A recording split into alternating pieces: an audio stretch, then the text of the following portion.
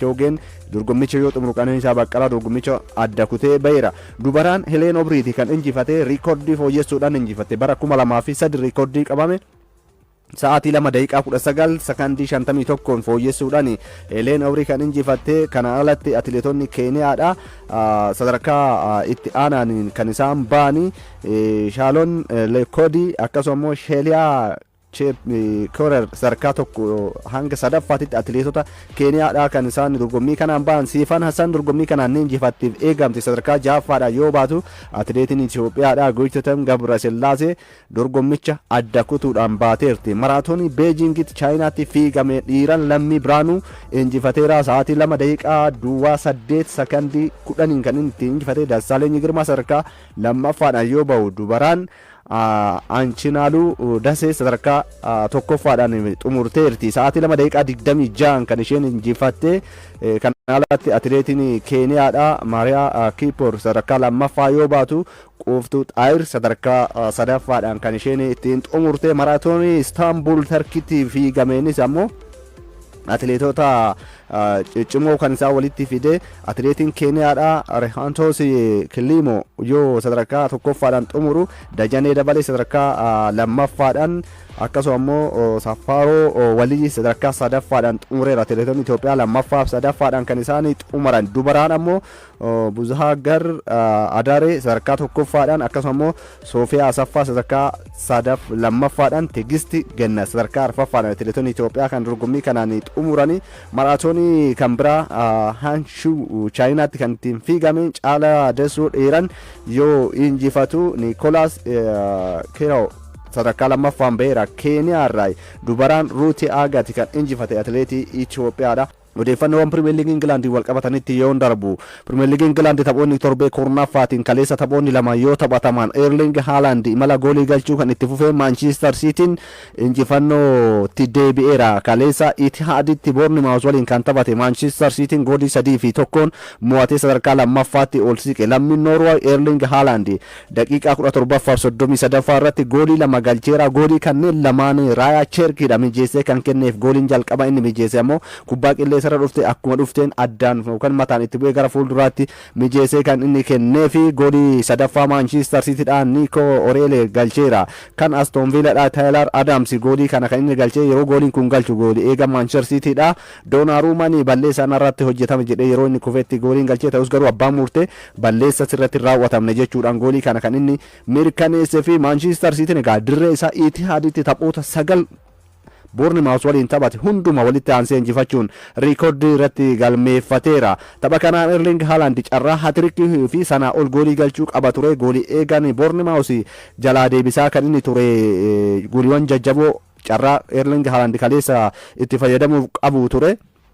Walumaa gala Pirimeer Liigii Ingilaandiin bara kana taphoota 10 goolii 13ffaa liigichaati kan inni galche. Walii gala ammoo bara dorgommii kana kilabaa fi biyya isaaf goolii 26ffaadha kan inni galche Haaland jechuudha.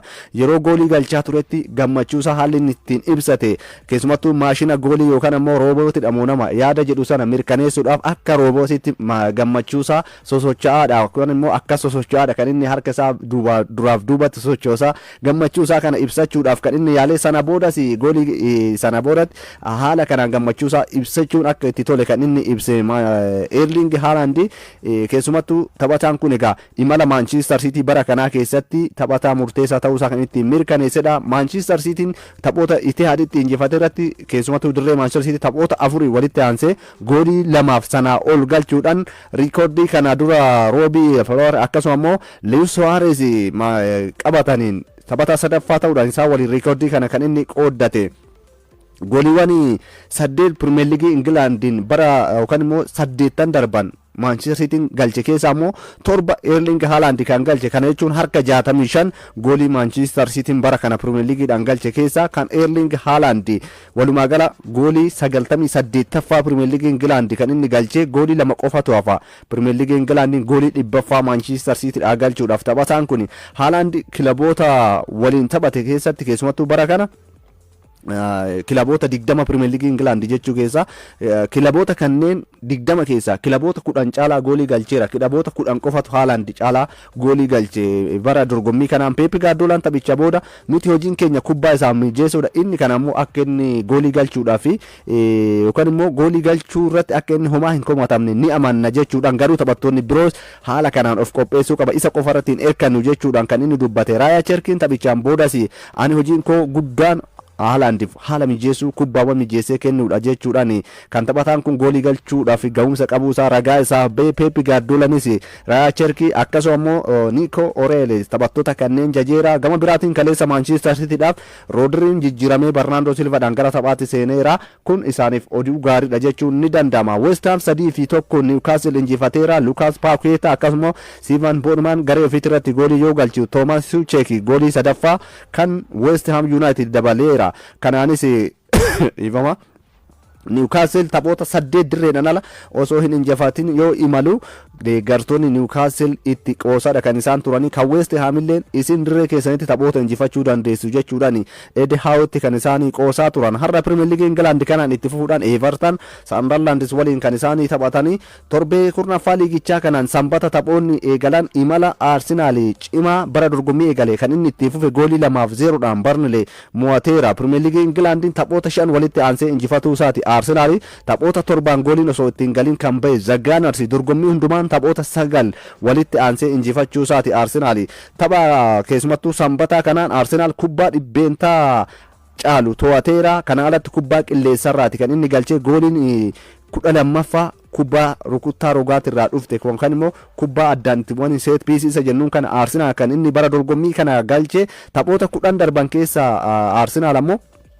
8 mo'ateera. Kun imalli Arsenal bara kana bifa addaatiin qindaa'uusaa kan namatti agarsiisu. Arsenal fi Victor Gyökeres daqiiqaa 14ffaa irratti akkasuma immoo Declan Rice daqiiqaa 35ffaa irratti gooliiwwan galchaniiru. Walumaa gala Arsenal bara kana kubbaa inni qilleensarra galche goolii 12ffaadha. Waliigala bara dorgommii kana egaa Arsenal imalli Liverpool erga mo'atame as erga fulbaana darbe Newcastleetiin gooliin itti galee osoo gooliin itti hin galin kan itti bahe ta'uudhaan gareen Mikel Artetaadha bara dorgommii kana bifa addaatiin kan qindaa'u isaanii ifatti kan ittiin agarsiisanii. Keessumattuu xiinxaltoonnis bara kana Arsenal homtuu itti hanqatu gareen isaa waliin morkatu gonkumaa hin jiru jechuudhaan haala Mikel Artetaan taphattoota akka Ricardo Calafiori akkasuma Julian Timber itti fayyadamu imala Arsenal bara kanaa keessatti bifa addaatiin eegama jechuudhaan. Manchester United tapha waggaa tokkoffaa Ruben Amorim itti kabajateen goolii 2 qixa baheera Nottingham Forest waliin.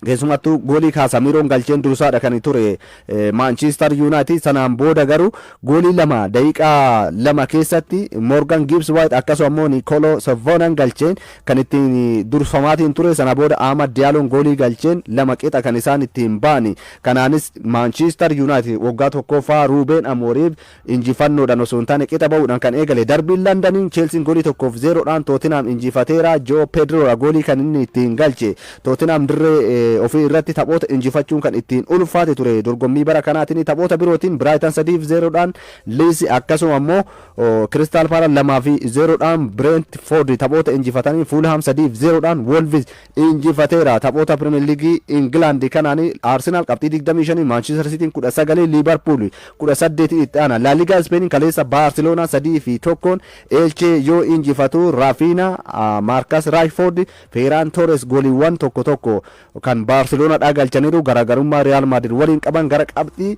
5tti gadi xiqqeessaniiru. Taphoota sanbataatiin Real Madrid injifannoo walitti aansee yoo galmeessu garaagarummaa amma Barcelona waliin qabu qabxii 5 akka ta'u keessumattuu tapha kanaan Kylian Mbappeen goolii 2 galcheera. Goolii 13ffaa La Liga Spain akkasuma Jude Bellingham goolii biraa kan inni Real Madrid galchee tapha kanaani. Alvaro Keran goolii inni galche immoo goolii hawwattuu turte. Vinicius Junior penalty osoo hin galchin hafuudhaan Xavi Alonso waliin keessumattuu hatakaroo keessa kan isaan ittiin seenan daranuu kan ittiin cibse teensorraa ol ka'aa ture yeroo Vinicius Junior goolii kana osoo hin galchin hafu jechuudha. Serie A Italiitiin Naapoliin yoo dursummaa isaa cimsatu kaleessa tapha cimaadhaan AC Milan goolii 1-0dhaan Roomaa injifachuudhaan qabxiidhaan wal qixxaataniiru.